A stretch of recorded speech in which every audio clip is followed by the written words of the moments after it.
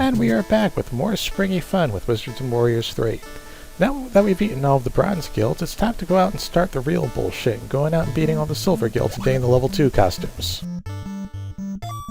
Before we do that, we're going to venture around for a little bit and pick up a little bit more money. Not that we're really going to need it, because we're going to find plenty of it along the way, but, might as well pick it up while we still have the opportunity to. Anyone says that disco didn't kill obviously never played this game, because those disco balls will shoot at you regardless of what costume you're wearing.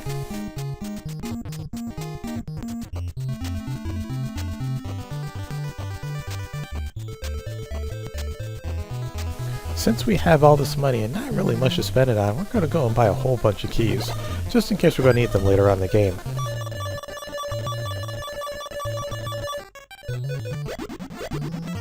Now that we have enough keys to rob pretty much every single house in the main village, let's go back and start fighting those idols.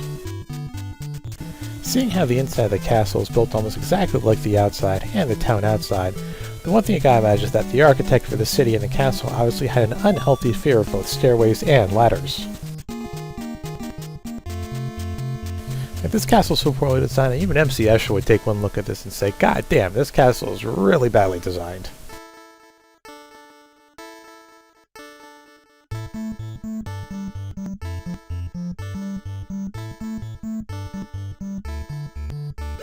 The drinks are supposed to restore 1/2 of a bar of health in this game. That's only if you buy them at the end. If you're fighting them out in the wild, they don't really do anything to restore your health, it's just an extra 10 points. That's why you guys see me ignore them for the most part from this point out.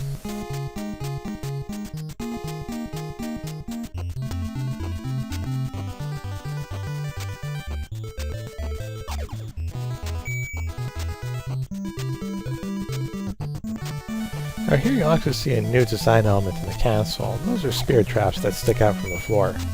They're really there to catch the people who just rush in without even thinking first. If you just take a moment to stop and look around, you'll be able to avoid them just fine.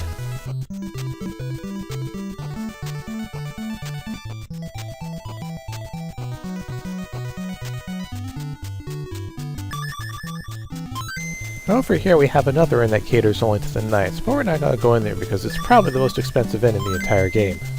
Let's departure from the theory that the one that's the hardest one to find is usually the one that has the best gear and the cheapest prices, but I guess in having such a bad location you might as well capitalize off the one visitor he gets per year.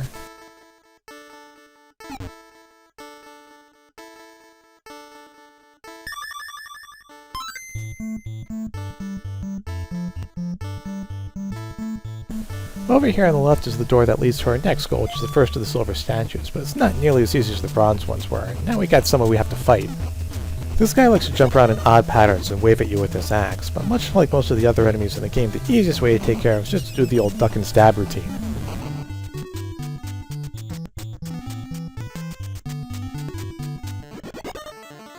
Alright, mission accomplished.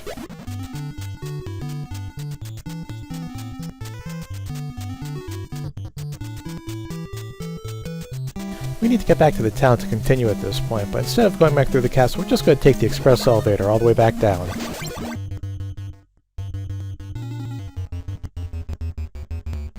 Yeah, I do realize it's kind of cheating, but you know what? That's the way they program the game, so that's the way I'm going to do it. Over here on the right, next to the door that leads to the castle, is the next of the gatekeepers.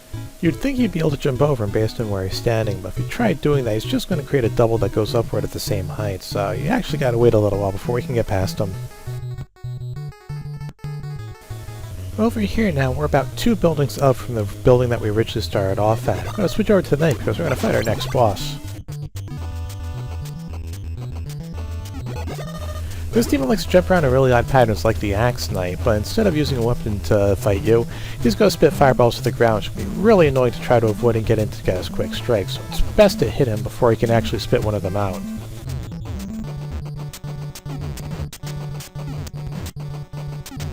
It's a good thing that Curse is as lucky as he is, otherwise he'd have a really tough time keeping up with all this running back and forth.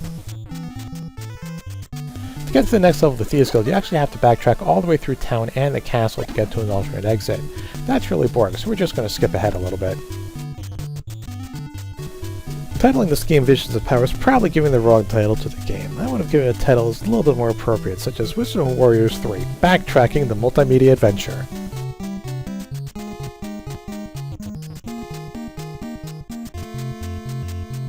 Over here on the right is a little mini tower that we have to go through. This drops us back off in town at a building that we can't get to by normal means.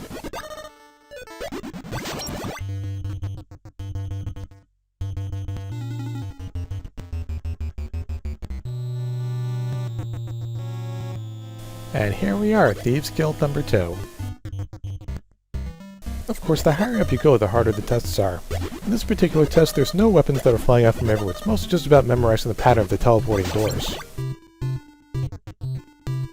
For instance, you need to get past this door right here before the other one comes on screen, otherwise you're going to jump right through it into a couple of spikes.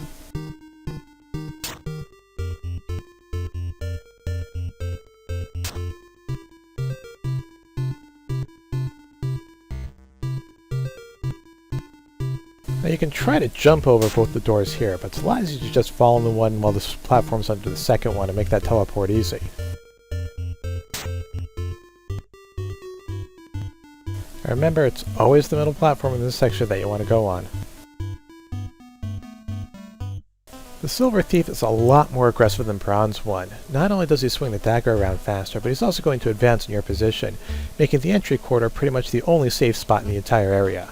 Once he starts dropping back, it's just a matter of getting in there and striking him as quickly as you can. As long as you keep on mashing that attack button, you can afford to take the hits because you'll take off more health than he takes off from you.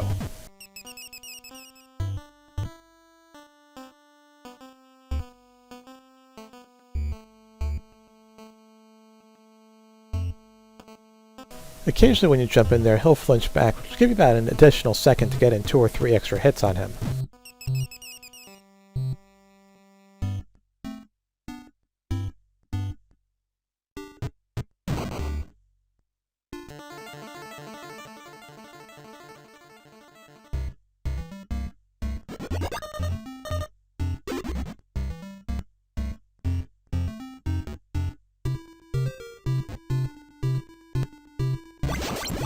The crowbar as a weapon has the same range and power as the dagger, which is none and none respectively. One thing it'll let you do is it'll let you go into any windows that are painted yellow, either here or in the castle, so it opens up a lot more areas in the game. And yes, true to Wizards and Warriors, there are actually a couple of secret rooms in this game, but I won't be finding anything beyond that one.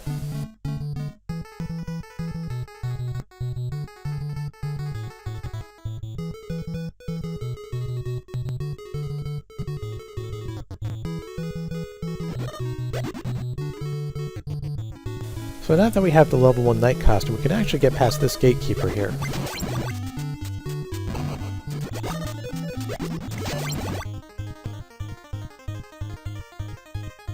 There are very few enemies down here in the catacombs to speak of. You'll see a couple of little hoppers which will leave you alone as long as you're dressed as a wizard, and the floating green mouths like the gatekeeper, they'll attack you no matter what costume you're wearing. The true enemy in the catacombs is just pure confusion. It's just so hard to get your bearings sometimes and figure out where things are.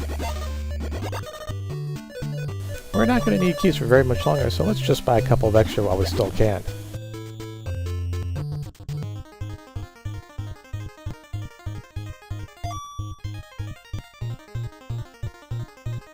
The catacombs are separated to 3 levels, red, green, and purple. Everything we need at this point is on the green level, so we're not going to go diving down any further than this.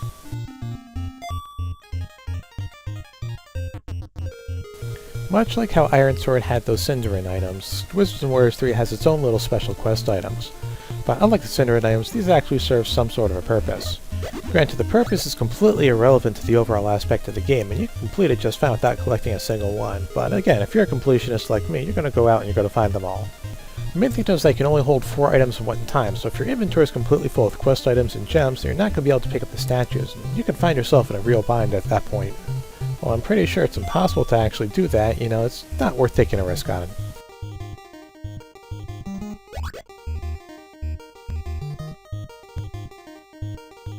That little orange blobby thing you see there is a secret passage. A level 2 or level 3 thief can actually go through them and skip to different parts of the catacombs.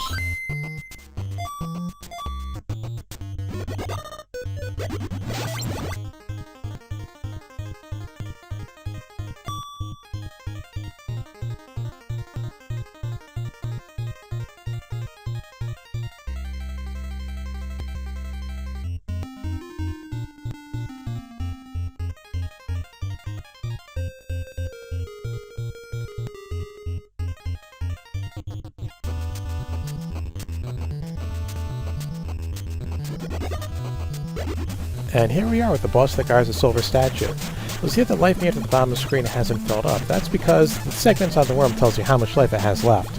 After so many hits, it'll lose a segment and it'll speed up. This is really the only part of the game besides the first gatekeeper that you really need to have the wizard staff for.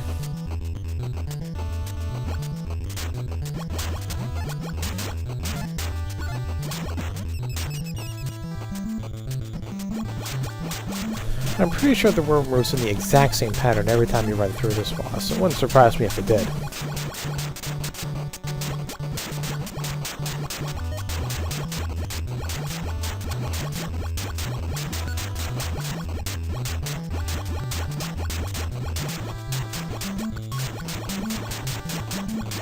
This is also the only boss in the game that actually gives you money when you destroy it.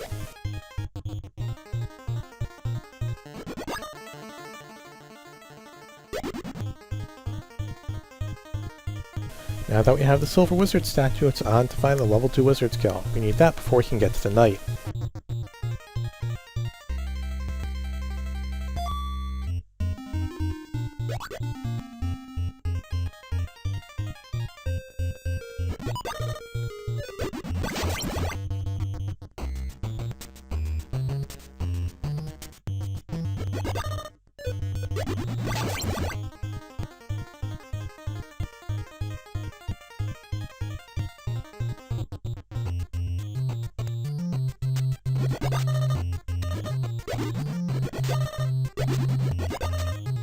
What makes the level 2 wizard skill tougher is the fact that the platforms now move in different patterns at different speeds than it was before. It's not the most fiendish change in the world, but it certainly does make your life a lot more difficult.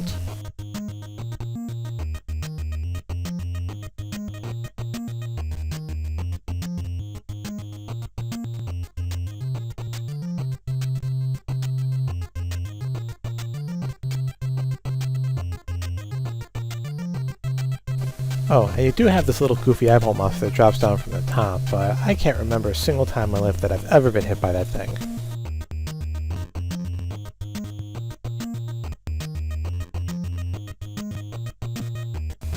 What makes the silver guy more dangerous than his bronze brother is the fact that he throws out a lot more of the exploding fish, but just as before, duck and stab, and you'll do just fine.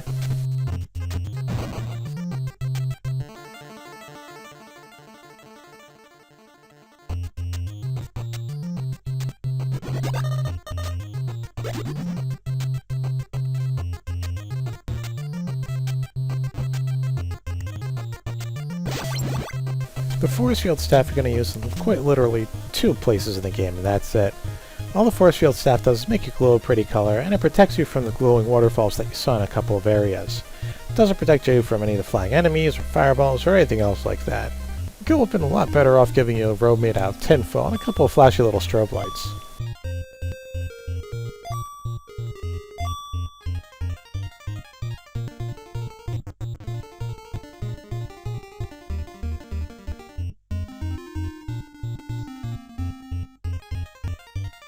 We're going to make the long arduous climb back up to the orange level and go all the way over to the left.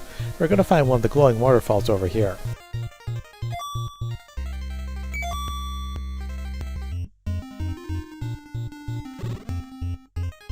Not that we really need the extra money, but we got the keys, so why not? And here you find the old man in the underworld. Return for 2 of the quest items will give you a little bit of information. But just like everything else, you really don't need to come back here in order to complete the game. It's nothing you won't be able to figure out on your own.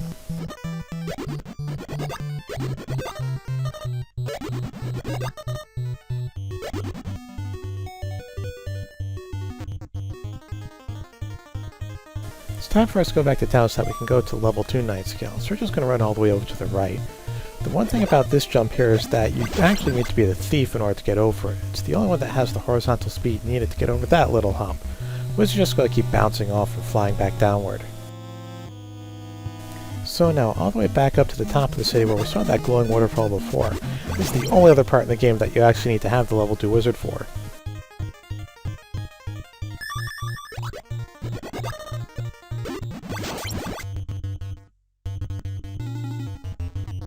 The inside of this house may look familiar to you, and that's because the other mini tower that's on the outside of the castle.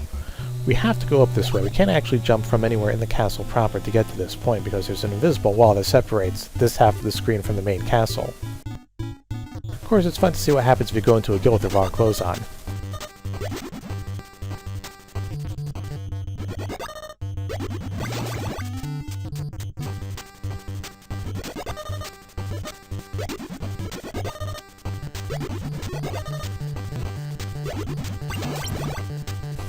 The layout of the Level 2 Knights test is exactly the same as Level 1, only what it does is it takes away the spiked balls and it throws in spear traps, as well as knife blades that shoot out from some of the platforms later on. Just like everything else, if you take your time and don't immediately rush into everything, you'll be able to get past the traps without any sort of a problem.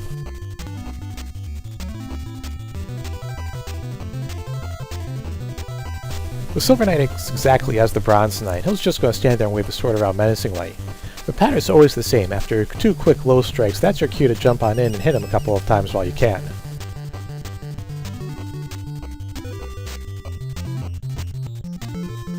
Once you've pegged him a couple of times, you can do the exact same thing for him as you did with the Silver Thief, which is just jump in there and keep hitting him until he hits you and sends you back.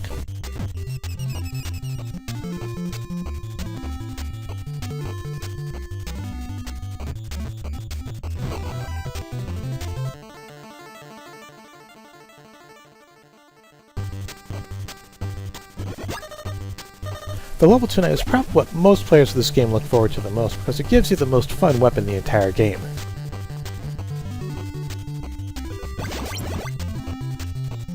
That's right, you are the proud owner of a boomerang axe. It's really fun to use and it's really cool to look at, but in terms of practicality, it's not nearly as good as the Level 1 sword. Yeah, so this is a good place to cut off, so I will catch you next time when we start going after the Level 3 guilds. Have a great day.